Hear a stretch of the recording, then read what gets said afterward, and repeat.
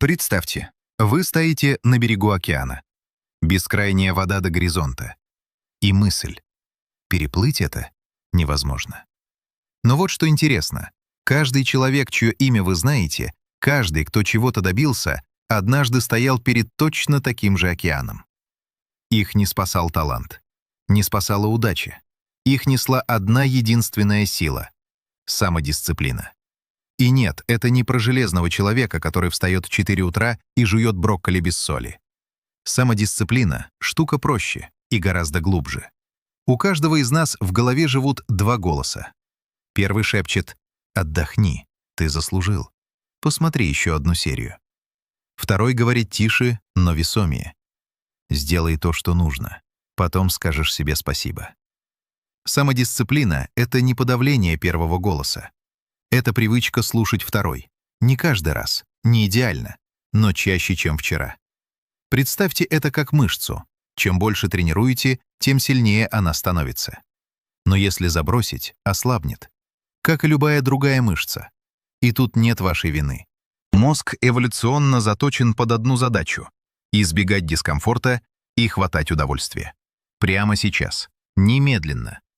Поэтому, когда выбор стоит между пробежкой и диваном, мозг голосует за диван. Каждый раз. И вот в чем ловушка. Мы принимаем это за лень. Думаем: со мной что-то не так. Нет, с вами все нормально. Просто мозг играет по своим правилам, а ваша задача — научиться их обходить. Уоррен Баффет как-то сказал: разница между успешными людьми и очень успешными в том, что последние говорят «нет» почти всему. Он понял простую вещь. Каждое «да» чему-то мелкому — это «нет» тому, что действительно важно. Прежде чем продолжим, подпишитесь на канал. Это ваш билет к новым знаниям и инсайтам. Впереди еще много полезного и интересного. В жизни есть только два вида боли. Боль дисциплины, когда вы делаете то, что не хочется, и боль сожалений, когда понимаете, что время ушло, а вы так ничего и не сделали. Первая — временная, вторая остается навсегда. Если жить на автопилоте, поддаваясь каждому импульсу, вы раз за разом принимаете решения, которые потом отзываются пустотой. Через 10 лет вы не будете жалеть, что не досмотрели сериал. Вы будете жалеть, что пропустили собственную жизнь. Представьте маленькая деревня в Австрии, 50-е годы. Парень, у которого нет ни тренеров, ни оборудования, ни денег. Зато есть картинка в голове. Он станет самым сильным человеком в мире, покорит Голливуд и станет знаменитым. Звучит как фантазия? Этого парня зовут Арнольд Шварценеггер. Он тренировался каждый день с самодельными гантелями из подручных материалов. Когда друзья звали гулять, он оставался в зале. В армии сбежал с базы, чтобы участвовать в соревнованиях по бодибилдингу, и выиграл свой первый титул. Переехал в Америку, не зная языка. Учил английский по фильмам, записывая незнакомые слова в блокнот. Работал днем, тренировался вечером. День начинался в 5 утра и заканчивался глубокой ночью. Когда Голливуд смеялся над его акцентом и говорил, что он слишком большой для кино, Арнольд не спорил. Он брал уроки речи и соглашался на любые роли. Результат — Конан Варвар, Терминатор, губернатор Калифорнии. Шварценеггер говорил: если у тебя нет цели, ты не сможешь достичь успеха. И ставил перед собой не размытые мечты, а конкретные задачи. Сколько раз поднять гантели, сколько страниц выучить, какую роль получить. Он знал, куда идет, и не позволял чужим сомнениям сбивать его с пути. Талант? Возможно. Но без дисциплины талант — это нереализованный потенциал. Красивая идея, которая так и осталась в голове. А теперь про главную ловушку.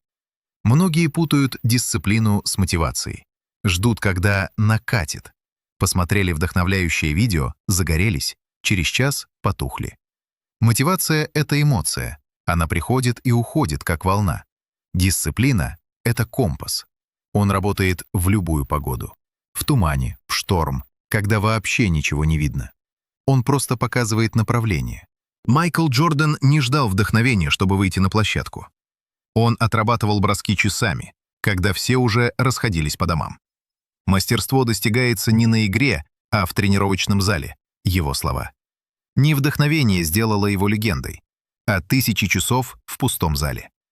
Если вам нужен один конкретный инструмент, Вот он, правило 2 минут. Когда задача кажется огромной, скажите себе: «Я сделаю это только 2 минуты». Хотите бегать? Просто обуйте кроссовки и выйдите за дверь. Хотите читать? Откройте книгу на одной странице. Хотите начать бизнес? Изучите одну статью о рынке. В 9 случаях из 10 вы продолжите, потому что самое тяжелое — это начать. Мозг сопротивляется старту, а не процессу. Обманите его. Есть серьезные исследования о том, что количество правильных решений в сутки ограничено. Как батарейка, к вечеру садится. Именно поэтому хирурги чаще ошибаются в конце смены. Именно поэтому вы вечером тянетесь к чипсам, хотя утром твердо решили питаться правильно. Марк Цукерберг носит одну и ту же серую футболку каждый день. Не потому, что у него нет денег на одежду, а потому что он не хочет тратить одно из своих решений на то, что надеть. Что с этим делать? Автоматизировать рутину.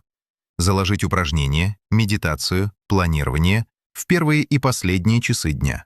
Превратить это в ритуал, который не требует усилий. И тогда в середине дня, когда нужна максимальная концентрация, ваш ресурс решений будет полным. И еще одна вещь. Перестаньте начинать день с телефона. В первые минуты после пробуждения ваш разум — чистый лист. Ни тревоги, ни раздражения, ни чужих проблем.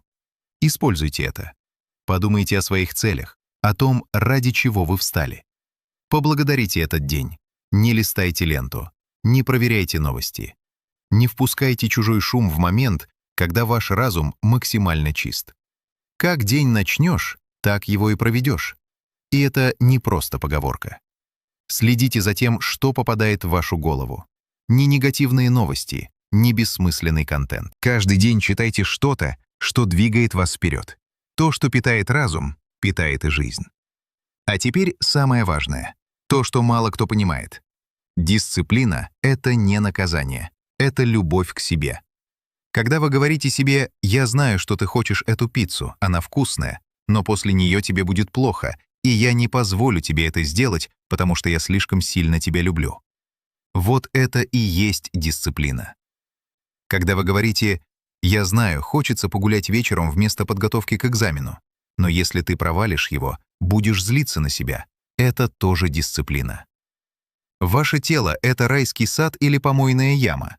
Если вы каждый день заливаете в себя алкоголь и забрасываете вредной едой, это не свобода, это не любовь к себе. Слово «дисциплина» приобрело дурную репутацию. Мы думаем о ней как о наказании. Но настоящая дисциплина — это когда вы отказываетесь от краткосрочного удовольствия ради долговременного уважения к самому себе. Если вы не научитесь делать то, что не хочется, вы не будете жить той жизнью, о которой мечтаете. Помните тот океан из начала? Вы все еще стоите на берегу. Но теперь у вас есть лодка, ваша самодисциплина. Грести будет тяжело, руки будут уставать. Будут дни, когда захочется все бросить. Но с каждым гребком горизонт, тот, что казался недосягаемым, становится ближе. Главное — не останавливаться.